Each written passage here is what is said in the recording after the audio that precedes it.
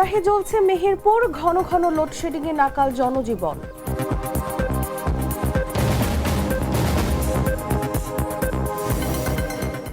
উচ্ছেদ হওয়া হকারদের দ্রুত পুনর্বাসনের নির্দেশ প্রধানমন্ত্রীর।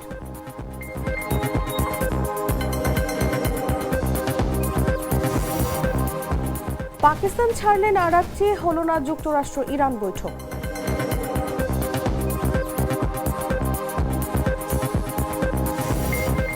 নৈশভোজের সময় বিকট শব্দ, সরিয়ে নেওয়া হলো ট্রাম্পকে।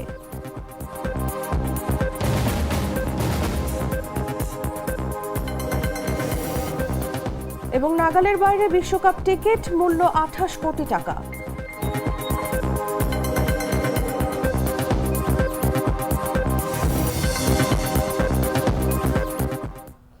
এতক্ষণ শুনছিলেন সংবাদ শিরোনাম। দর্শক, আমন্ত্রণ সকাল 9টার নিউজে, সাথে আছি আমি তাসলিমা তিথি। মশলা বদলে ফেলেছি, এবার আপনিও বদলে ফেলুন। একবার প্রাণ গুঁড়া মশলা ব্যবহার করেই দেখুন। চলে যাচ্ছি পুরো খবরে। তীব্র তাপদাহের দহন, তার সঙ্গে বিদ্যুৎ সংকটের যন্ত্রণা, এ যেন মরার উপর খাড়ার ঘা। ঘন ঘন লোডশেডিংয়ে মেহেরপুরের মানুষের জীবন দুর্বিষহ হয়ে উঠেছে। সবচেয়ে বেশি বিপাকে পড়েছেন গাংনী ও বামন্দি সহ আশপাশের এলাকার বাসিন্দারা। পল্লী বিদ্যুৎ কর্তৃপক্ষ বলছে, জাতীয় গ্রিড থেকে পর্যাপ্ত বিদ্যুৎ না আসায় নির্দিষ্ট সময় পরপর লোডশেডিং দিতে হচ্ছে। পরিস্থিতি স্বাভাবিক হলে বিদ্যুৎ সরবরাহ স্বাভাবিক হবে বলেও আশা প্রকাশ করেন তারা। তীব্র তাপদাহের দাপট, সঙ্গে বিদ্যুৎ সংকট দুর্বিষহ করে তুলেছে মেহেরপুরের জনজীবন। ঘন ঘন লোডশেডিংয়ে বিশেষ করে পল্লী বিদ্যুতের আওতাধীন গ্রামাঞ্চলে পরিস্থিতি চরম আকার ধারণ করেছে। দিনরাত মিলিয়ে দীর্ঘ সময় বিদ্যুৎহীন থাকায় সবচেয়ে বেশি বিপাকে পড়েছেন গাংনী ও বামন্দি সহ আশপাশের এলাকার বাসিন্দারা। স্থানীয়দের অভিযোগ, দিনে তীব্র গরমে কাজ করা কঠিন হয়ে পড়ছে, আর রাতে বিদ্যুৎ না থাকায় ঘুমানো প্রায় অসম্ভব হয়ে উঠছে।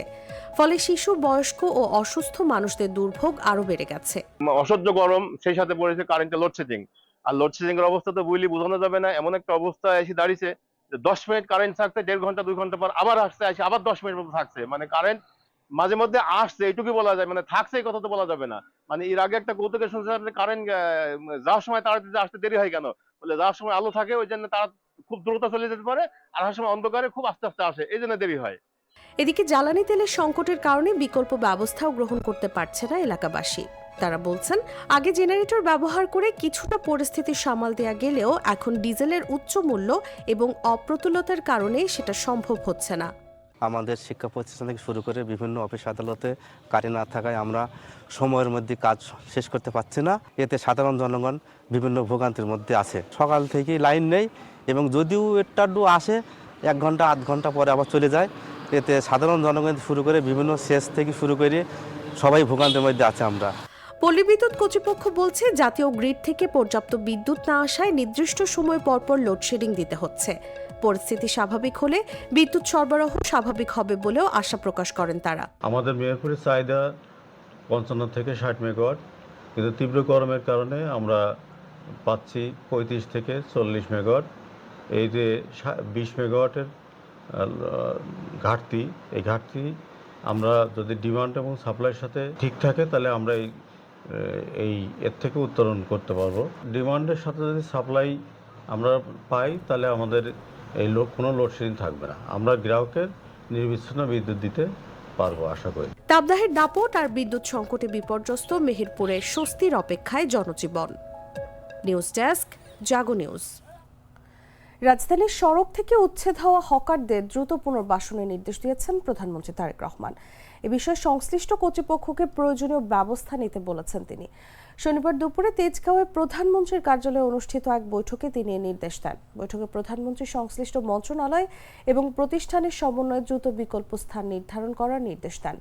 তিনি বলেন, উচ্ছেদ হওয়া হকারদের এমন জায়গায় পুনর্বাসন করতে হবে যেখানে তারা স্বাচ্ছন্দ্যে ও উৎসাহের সঙ্গে ব্যবসা করতে পারবেন। বৈঠকে সিদ্ধান্ত হয়, উচ্ছেদ হওয়া হকারদের বিকল্প জায়গার পাশাপাশি নিবন্ধনের মাধ্যমে হকারদের পরিচয়পত্র দেওয়া হবে, যাতে তাদের কার্যক্রম সুশৃঙ্খলভাবে পরিচালনা করা যায়। এছাড়া স্কুল কলেজে ক্লাস শুরু ও শেষের সময় সড়কে যানজট কমাতে প্রয়োজনীয় ব্যবস্থা নেওয়ার তাগিদ দেন প্রধানমন্ত্রী। বৈঠকে স্থানীয় সরকার বিভাগ, ঢাকা উত্তর ও দক্ষিণ সিটি কর্পোরেশন, রাজধানী উন্নয়ন কর্তৃপক্ষ ও ডিএমপির ঊর্ধ্বতন কর্মকর্তারা উপস্থিত ছিলেন।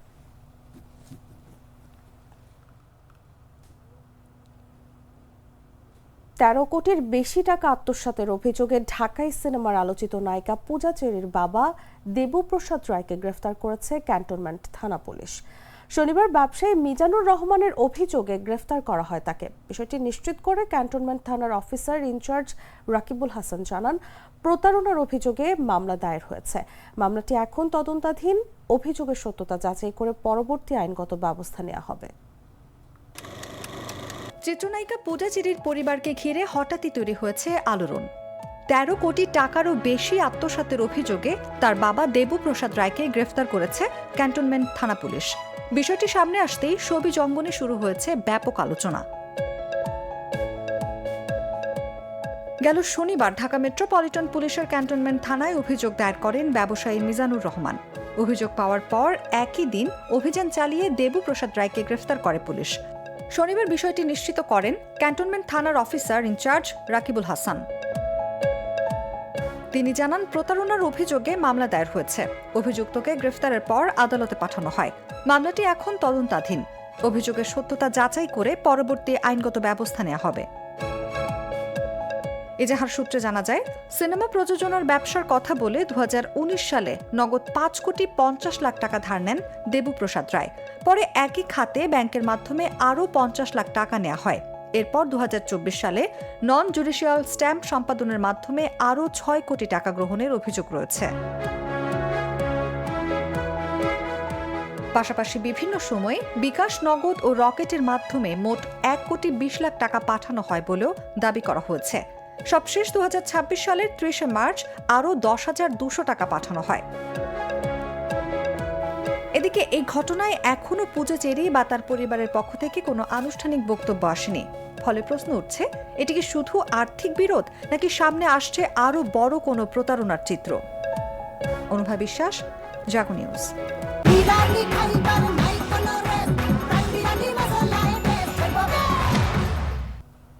জানাবো আন্তর্জাতিক সংবাদ।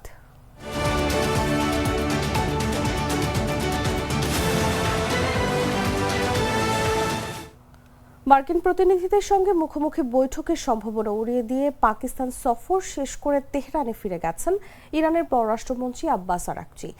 শনিবার মার্কিন প্রেসিডেন্ট ডোনাল্ড ট্রাম্পের বিশেষ প্রতিনিধিদের ইসলামাবাদে পৌঁছানোর কথা থাকলেও তাদের সাথে কোনো ধরনের সাক্ষাৎ ছাড়াই আরাকচি পাকিস্তান ত্যাগ করেন। এর আগে মার্কিন প্রেসিডেন্ট ডোনাল্ড ট্রাম্প ঘোষণা করেছিলেন, ইরানের সঙ্গে আলোচনার লক্ষ্যে তিনি তার বিশেষ দূত স্টিভ উইটকফ এবং জামাতা জারেড কুশনারকে শনিবার পাকিস্তানে পাঠাচ্ছেন। এমনকি হোয়াইট হাউস জানিয়েছিল, প্রয়োজন হলে ভাইস প্রেসিডেন্ট জেডি ভ্যান্সও সেখানে যাওয়ার জন্য প্রস্তুত। তবে আরাকচি পাকিস্তানে পৌঁছানোর পরপরই ইরানের পক্ষ থেকে সাফ জানিয়ে দেওয়া হয়, এই সফরে মার্কিন সরকারের প্রতিনিধিদের সঙ্গে কোনো সরাসরি আলোচনায় বসবে না তেহরান। শেষ পর্যন্ত মার্কিন প্রতিনিধিরা ইসলামাবাদে পৌঁছানোর আগেই আরাকচি তার সফর সংক্ষিপ্ত করে বিদায় নেন। ইসলামাবাদের নিকটবর্তী একটি বিমানবন্দরে পাকিস্তানের ঊর্ধ্বতন কর্মকর্তারা তাকে বিদায় জানান। পাকিস্তান ত্যাগের আগে আরাকচি দেশটির প্রধানমন্ত্রী শাহবাজ শরীফ এবং সেনা প্রধান ফিল্ড মার্শাল আসিম মনিরের সঙ্গে গুরুত্বপূর্ণ বৈঠক করেন।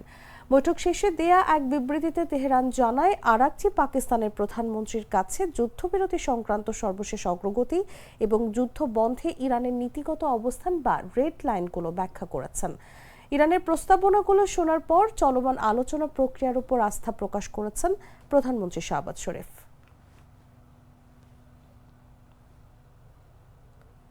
যুক্তরাষ্ট্রের রাজধানী ওয়াশিংটন ডিসির একটি হোটেলে নৈশভোজ চলাকালে হঠাৎ বিকট শব্দের ঘটনায় সাময়িক আতঙ্ক ছড়িয়ে পড়ে। এ সময় জরুরি ভিত্তিতে প্রেসিডেন্ট ডোনাল্ড ট্রাম্পকে নিরাপদ স্থানে সরিয়ে নেন সিক্রেট সার্ভিসের সদস্যরা। স্থানীয় সময় শনিবার ওয়াশিংটনের হিলটনে সাংবাদিকদের সঙ্গে নৈশভোজে অংশ নিয়েছিলেন ট্রাম্প। অনুষ্ঠান চলাকালে হঠাৎ জোরে শব্দ শোনা গেলে তাৎক্ষণিকভাবে তাকে সেখান থেকে সরিয়ে নেওয়া হয়। মার্কিন সংবাদ মাধ্যম সিবিএস নিউজ জানিয়েছে, এ সময় ফার্স্ট লেডি মেলানিয়া ট্রাম্পকেও নিরাপত্তার কারণে দ্রুত নৈশভোজ থেকে সরিয়ে নেওয়া হয়। ঘটনার পরপরই এলাকায় নিরাপত্তা জোরদার করা হয়েছে এবং বিকট শব্দের উৎস খতিয়ে দেখতে তদন্ত শুরু করেছে সংশ্লিষ্ট কর্তৃপক্ষ। প্রাথমিকভাবে এটি বড় ধরনের কোনো হামলা ছিল কিনা তা নিশ্চিত হওয়া যায়নি। তবে প্রেসিডেন্ট ও উপস্থিত অতিথিরা নিরাপদ আছেন বলে জানা গেছে।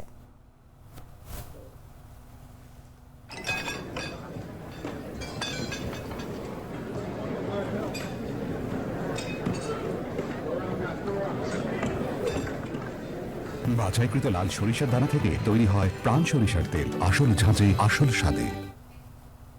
সংবাদ শেষ করব খেলার খবর জানিয়ে।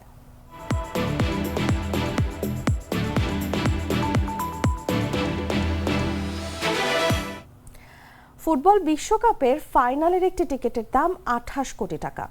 বিশ্বাস হচ্ছে না? সত্যি অবিশ্বাস্য ব্যাপার। সেপার তৈরি হয়েছে বিশ্বকাপ ফাইনালের টিকিট ঘিরে।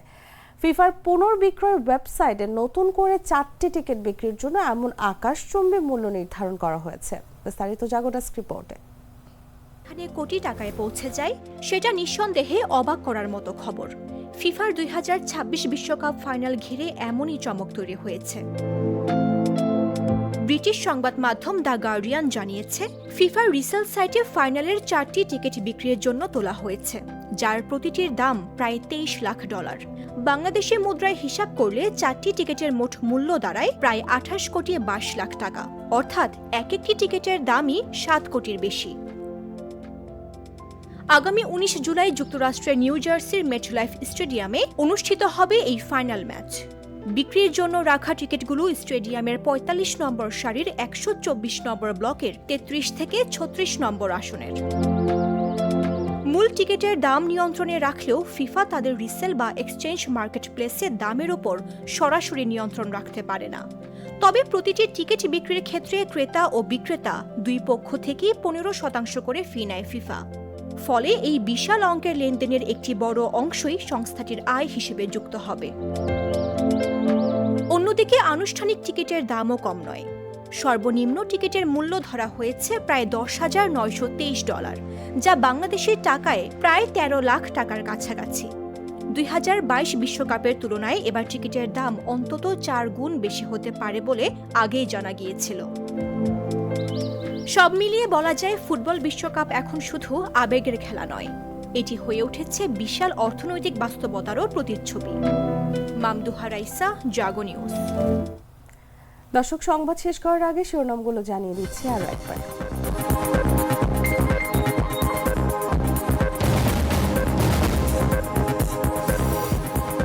তাপদাহে জ্বলছে মেহেরপুর, ঘন ঘন লোডশেডিং এ নাকাল জনজীবন।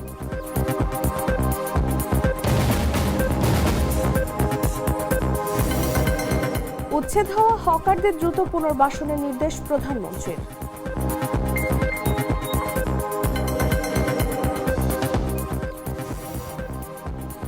পাকিস্তান ছাড়লেন আরাকচি, হলো না যুক্তরাষ্ট্র ইরান বৈঠক।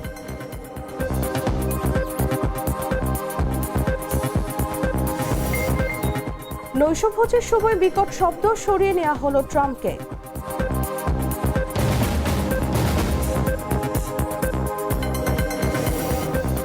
এবং নাগালের বাইরে বিশ্বকাপ টিকিট, মূল্য 28 কোটি টাকা।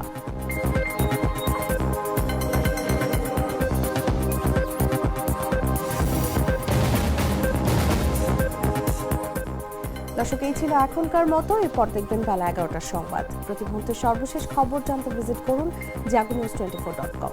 ফলো করুন আমাদের ভেরিফাইড ফেসবুক পেজ এবং সাবস্ক্রাইব করুন জাগো নিউজের ইউটিউব চ্যানেল। ধন্যবাদ সবাই।